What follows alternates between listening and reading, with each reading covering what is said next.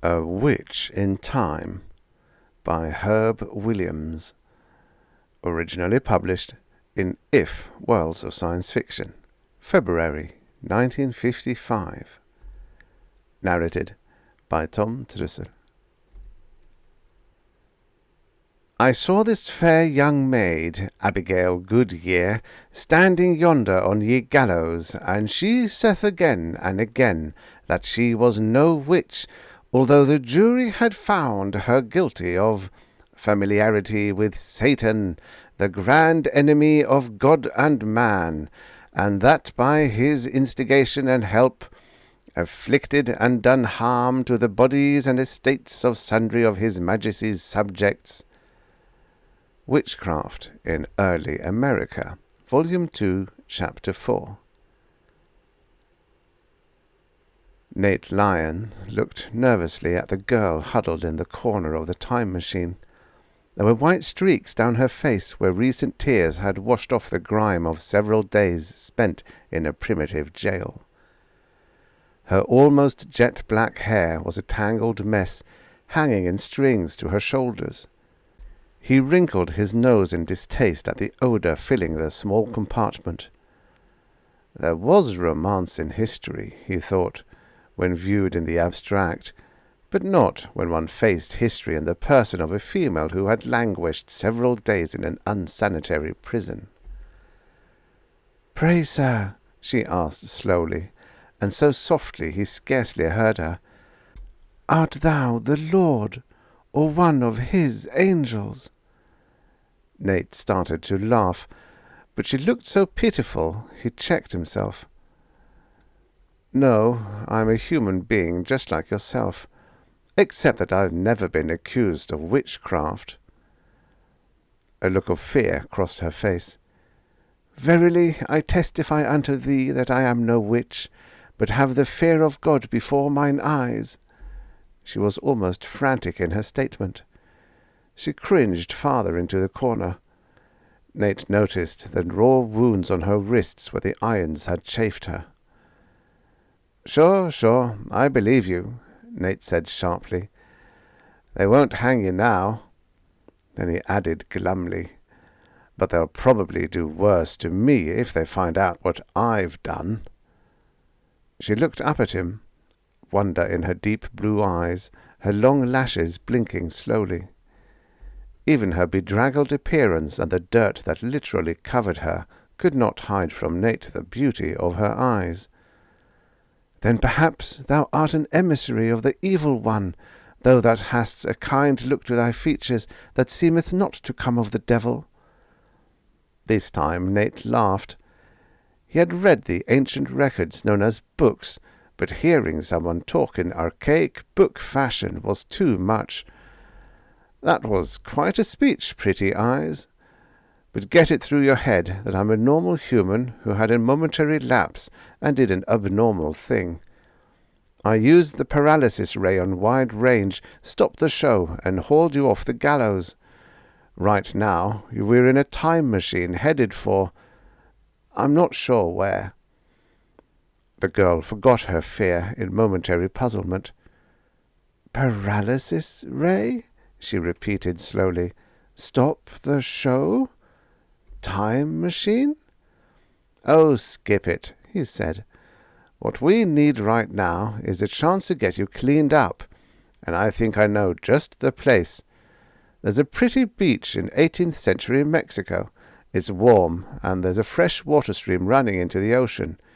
You can wash off some of that prison grime."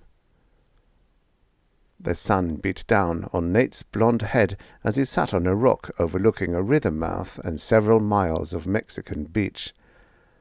Abby, he'd finally discovered that her name was Abigaile Goodyeare, was behind a clump of bushes beside the stream, vainly trying to wash her voluminous clothing. Now that the shock and humour had passed, Nate was deeply worried. He couldn't take Abby back to his own time and announce that he hadn't the heart to see her hanged. On the other hand, he simply could not take her back to 17th century New England to be hanged for witchcraft. If he dropped her off in any other time, they'd think she was insane.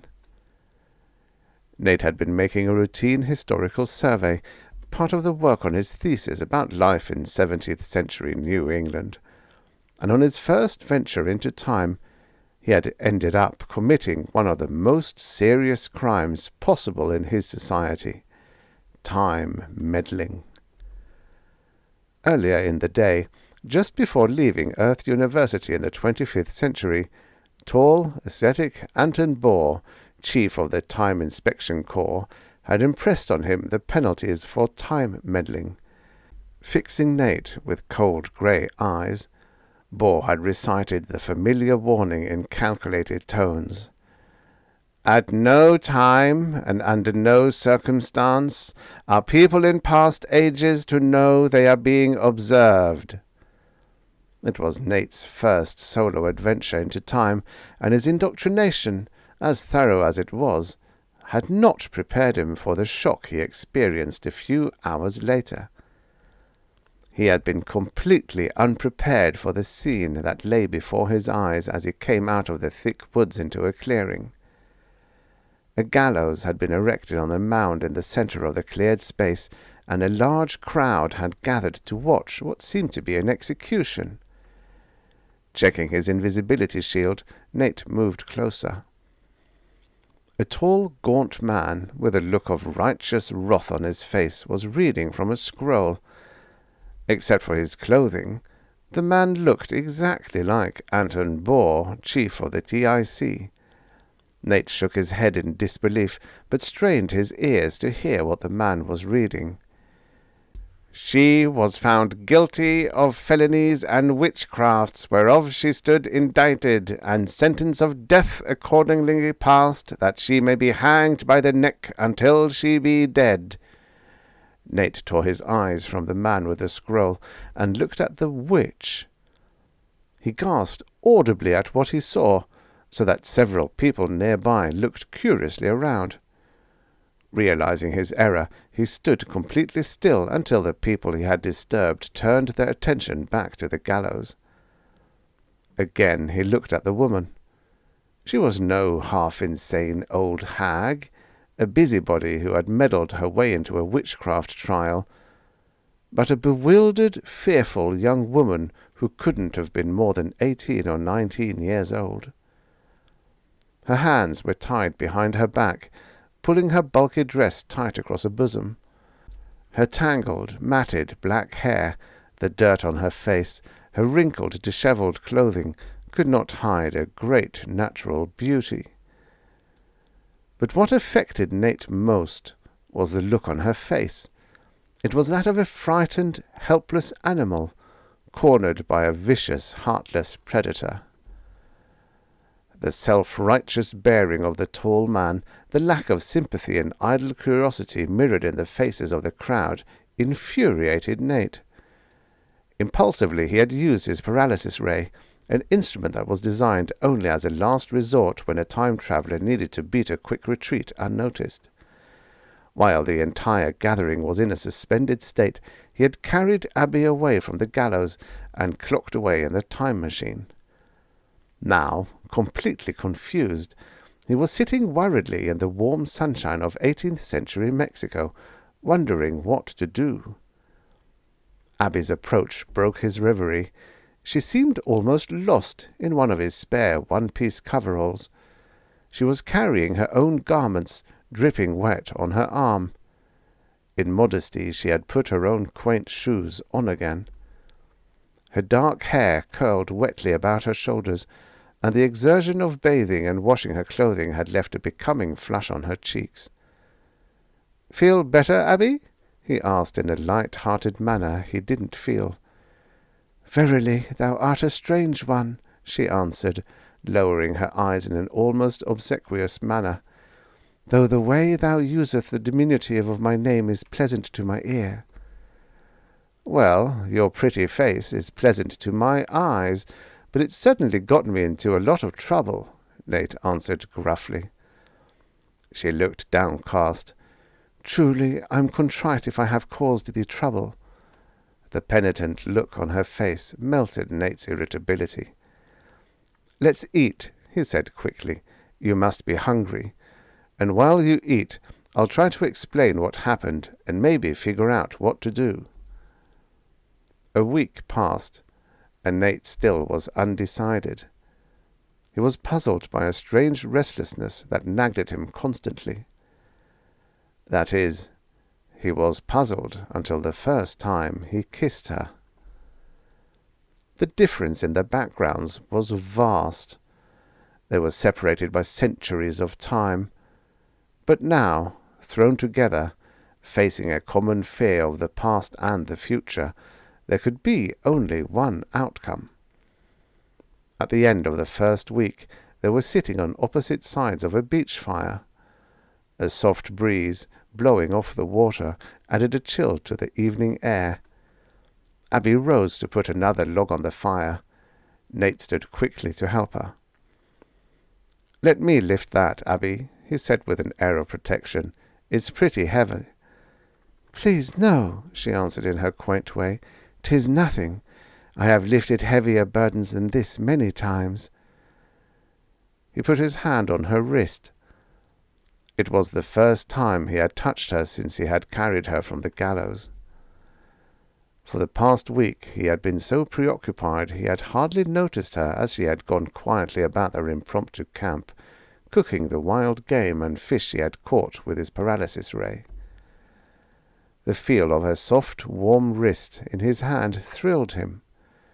His voice suddenly left him as he consciously realized for the first time how beautiful she was. Her fresh innocence, her complexion, freshly tanned by the southern sun, seemed to fill his entire being.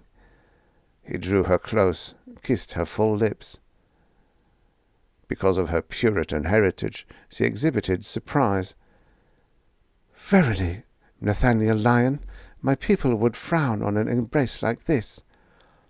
Then she whispered, "But I found it most pleasant, because I have grown so very fond of thee." With that she threw her arms around him and pressed her lips to his. Time lost its meaning, and they stood for uncounted minutes. At last she shivered. "I feel a chill, dear Nate."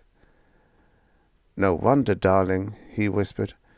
"We've been standing here so long, the fire has gone out." That night Nate made his decision. "I can't take you back to be hanged, Abby," he said tenderly. "But at the same time, I can't go back to my own time. They'd do worse than that to me." "I understand not this time travel," Abby said thoughtfully. "If thou canst send this device to any time of thy choosing, couldst thou not spend months or even years away and still get back to your own time when thou art expected?" "That's it, Abby, that's it!" Nate shouted, jumping to his feet. "We'll stay away a lifetime, and when we take the machine back, they won't be able to do anything that matters because we'll have had our life together. Or better yet, we'll never go back at all." Suddenly he sobered, dropped back to the ground beside her, taking her hands in his.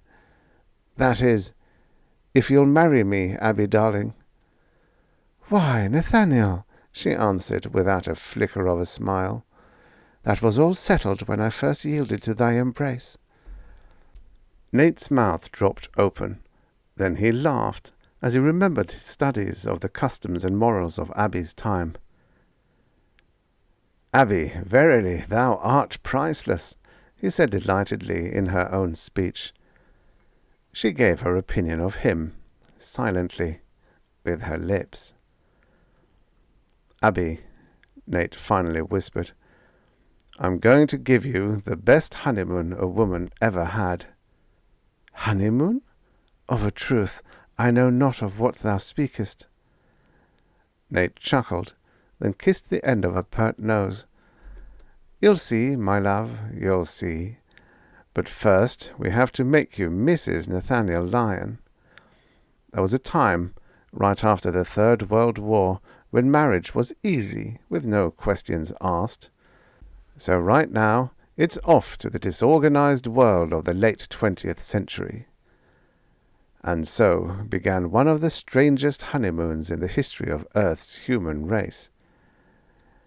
Nate and Abby were unseen observers when Pericles ruled Greece. They visited the courts of Charlemagne, walked through the streets of Rome at the height of its splendor, viewed the glories and wickedness of Babylon and Baghdad, watched the artisans of old Cathay. But fate chose their honeymoon as the time of their undoing. Nate had believed they would be safe for the rest of their lives. He knew that detection of the time machine was virtually impossible unless their full-dimensional destination were known to the TIC. Assuming that he had been missed in the 25th century, which he believed unlikely. Sealed chronometers installed by the TIC would give him away if he ever returned the time machine to base. But premature discovery need be the only worry now. As he had explained to Abby, the power plant in these things gives off traceable radiation, provided the tracer gets close enough. But right now, tracing us would be like looking for a needle in a haystack. All we've got to watch out for is another time machine with someone aboard who might have reason to be suspicious of us. And it happened just that way as they sat watching the original first night of a Shakespeare play.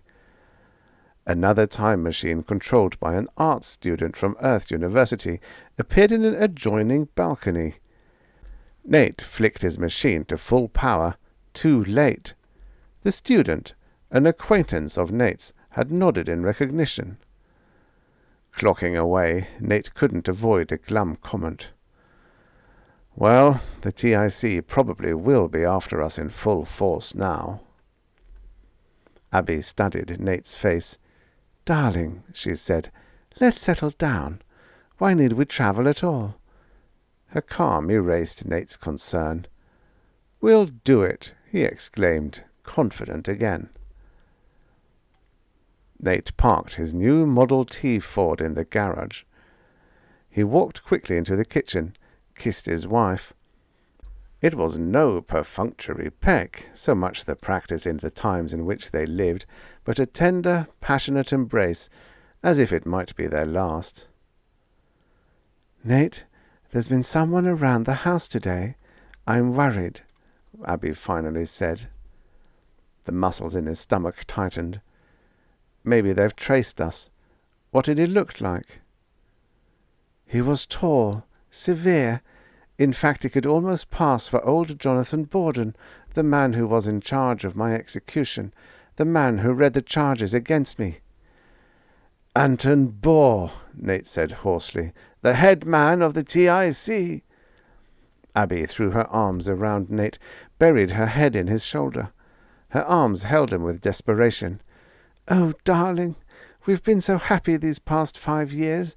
They can't separate us. I'd rather die first." He tipped her head back, kissed the tears that had trickled down its cheek.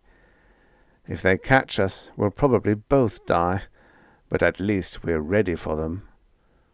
He was interrupted by a knock on the door. Through the front curtains he glimpsed a car in front of the house. A hasty look out the back revealed another one parked in the alley.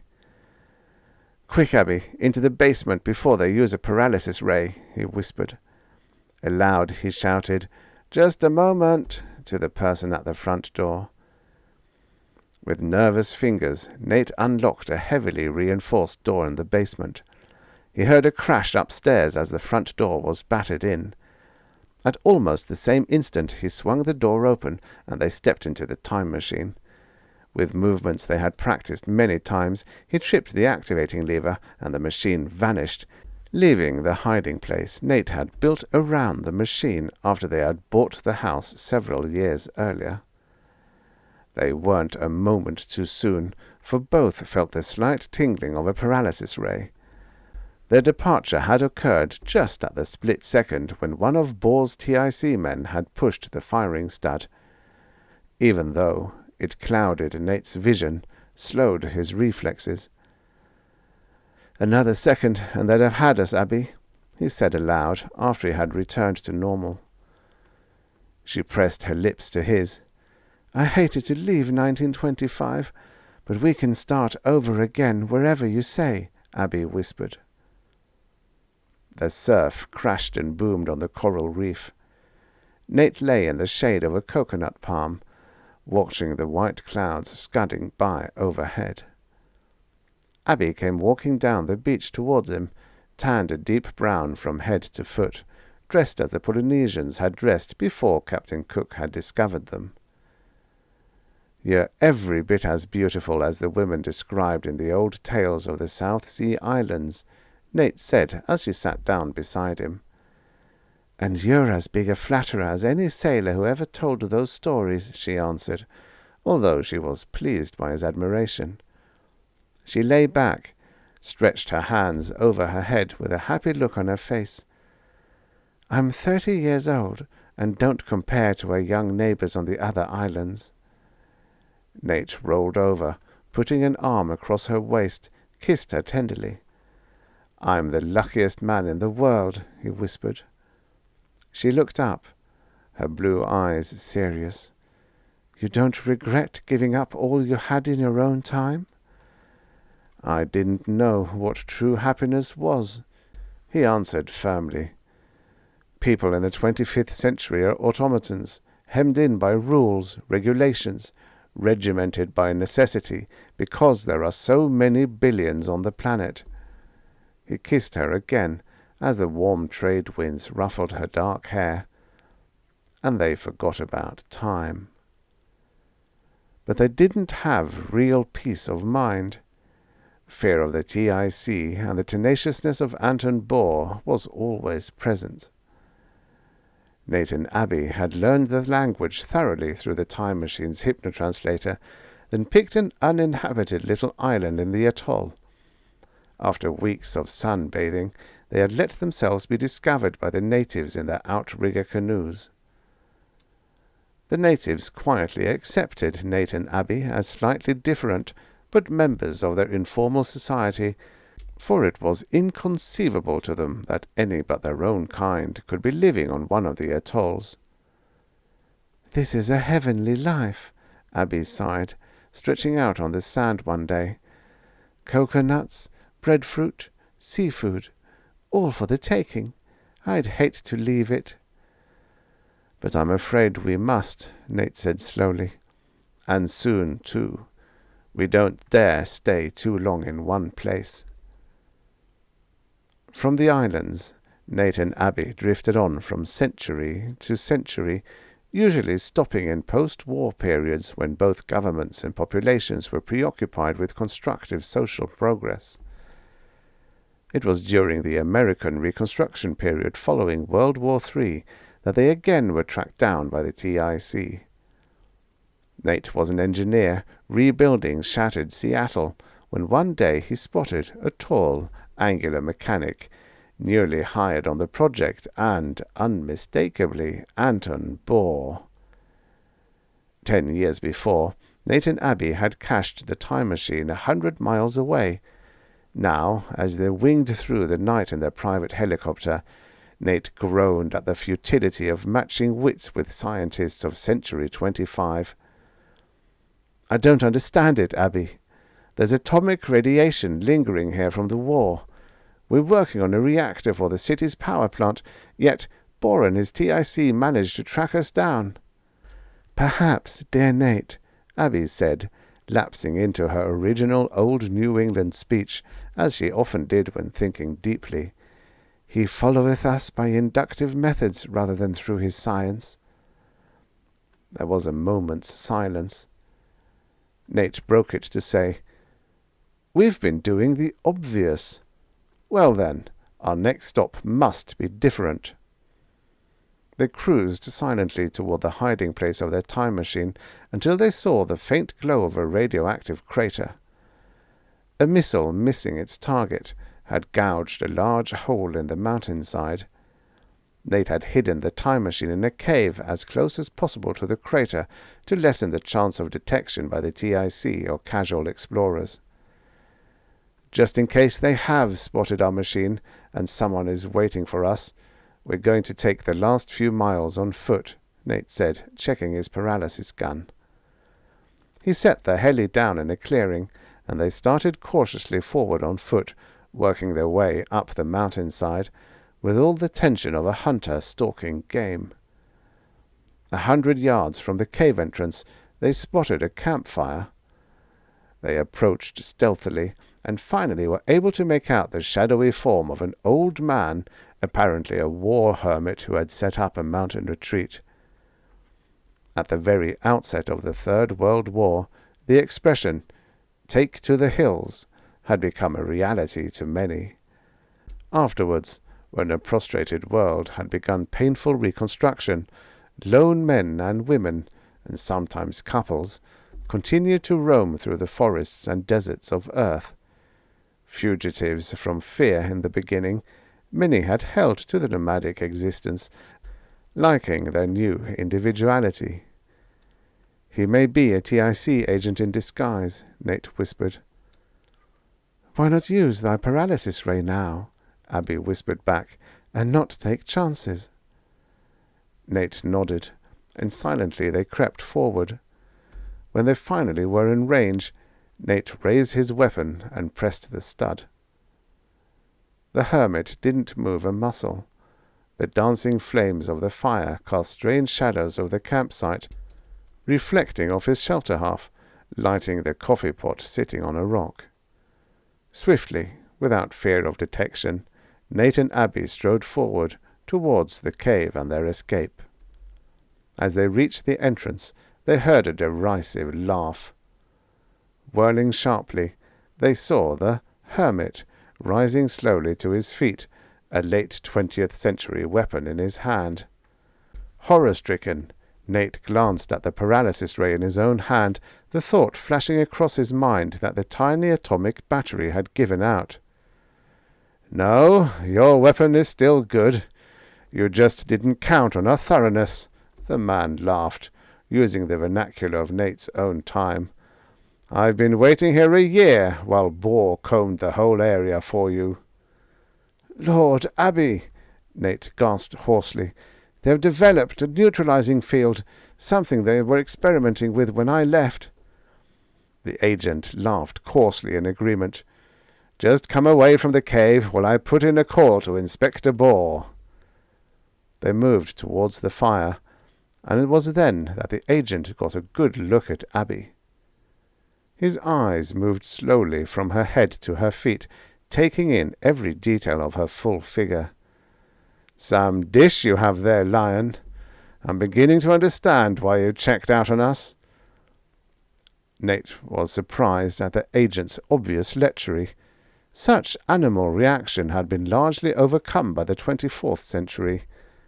The agent snickered, recognizing Nate's surprise. "You asked for it, Lion, when you tried to paralyze me. There's still a little problem to be solved in this matter of neutralizing a paralysis ray. Right now, I'm morally drunk, haven't an inhibition in the world." He licked his lips. "Come here, girl. I want to see you close up. Real close." Abby had drawn back, horrified, but now she leaned toward Nate and started talking in the ancient Greek they had learned during their honeymoon. "Let me try to seduce him, Nate. Maybe we can get away before Boar gets here." "What's she mumbling about?" the agent demanded suspiciously. "She's talking Greek," Nate explained. "She doesn't understand the Anglo-Oriental combination we speak in the 25th century." The agent's eyes flitted back to Abby, noting her dark hair, her even features, moving hungrily over her figure again. "Come here," he ordered huskily, motioning with his hands. Abby stepped hesitantly forward, a perfectly simulated look of puzzlement on her face. Nate stepped forward at the same time, hoping to get closer to the guard. "Stay where you are," the agent snarled, waving his weapon at Nate. Abby looked around at Nate with a cautioning expression on her face as the agent moved slowly towards her. Careful to keep the gun pointed at Nate, the agent put out a hand, slid his arm around her waist. Nate could tell by her quivering shoulders that Abby was revolted by the man's touch, although she managed a faint, inviting smile. Nate was poised, ready to move in when their agent dropped his guard. Then he suddenly felt stark terror as he saw the man pull out a small paralysis gun. "I think I'll immobilize you, lion, while I get better acquainted with your girlfriend," he rasped. Nate jumped, but the ray gun caught him in mid-air. His thoughts as he regained consciousness later were an agony of confusion. Feeling the familiar sensation of a time machine in motion, he filled in the blank about what must have happened to Abby. Sick with resignation, he opened his eyes, then sat up quickly, blinking in disbelief, for Abby was sitting at the controls of the machine. Her blouse was soiled and ripped, her hair mussed, and Nate thought he saw blood on her skirt. But she was humming a tune as she checked the dials. "Abby!" Nate cried. "Are you all right?" Her smile said more than words. "You seem to forget, my dear husband," she said happily, coming over to him. "We tender New England pioneers learned a few things about self-protection." "What happened?" Abby shuddered. "It wasn't pleasant having that beast paw me, but my apparent willingness threw him off guard. About the time he started ripping my clothing off, I used the little dagger we picked up in Renaissance Italy." Suddenly a sob broke through her artificial gaiety, and she was in Nate's arm, her control completely gone.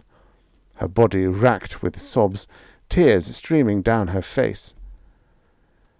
"They're getting closer each time, Abby," Nate said reflectively.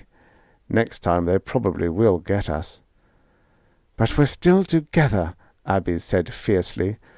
"And, if we're careful, they may never find us again." Years passed. Nate and Abby's youthful happiness flowered into the contentment of those who have lived their allotted years in wisdom. Nate had retired many years before, and he and Abby were content with simple pleasures. Evenings they sat together on the porch of their Florida cottage, enjoying the ocean breeze and each other's presence. It was on such an evening that their world came to an end. While they sat as usual, reminiscing, Nate wondered aloud if Anton Bohr still lived. He scarcely had uttered the question before the grass on the lawn seemed to shimmer slightly, and a time machine materialized before their startled eyes. Its door burst open, and 3 men sprang out with weapons ready. After them came the halting, decrepit figure of an ancient Anton Bohr, a paralysis gun wavering unsteadily in his shriveled hands. The shock was so great that Nate and Abby sat completely unmoving, and the full power of Bohr's weapon caught them where they sat. Nate and Abby stood before the judgment tribunal in the 25th century. Mere punishment had long since passed out of existence. A lawbreaker had his case reviewed by a board of psychiatrists, lawyers, sociologists, even historians. A person's past was laid bare in an effort to find out why aberrant action had been taken. The board recommended remedial action that varied greatly from case to case. "We find you guilty," the spokesman finally stated, "of time meddling, an offense that can have the gravest consequences. In this case, our problem is twofold. First, we must correct the original action. Second, we must do all in our power to discourage actions such as you have taken. With this in mind, you, personally, will see corrective measures carried out. Anton Bohr, who worked so self-sacrificingly over so many years to bring this case to a close, will supervise the correction." This time Nate was prepared. The scene was exactly as he remembered it. But now the gallows was empty, the spectators frozen statues. "The paralysis ray's effects last for a little more than 5 minutes," Bors said with the coldness of a machine. "We have that much time to accomplish our job." Bound and helpless, Nate heard Bor bark a command. He saw an assistant pick up the paralyzed form of his wife, dressed again in 17th century style, and walk out across the valley. He placed Abby on the gallows, put the rope around her neck, and moved quickly back to the woods. "Now we'll watch it," Bor said with cold finality. "I think my ancestor out there, Jonathan Borden, would be proud of me," he added with a trace of smugness.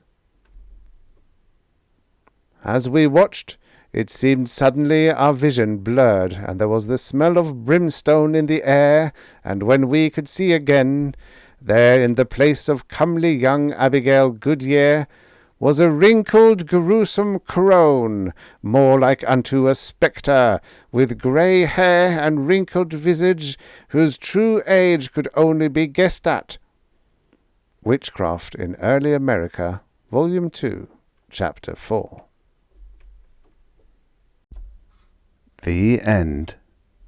Subscribe for your daily stories or futures past. Before all these stories will be lost in time, like tears in rain.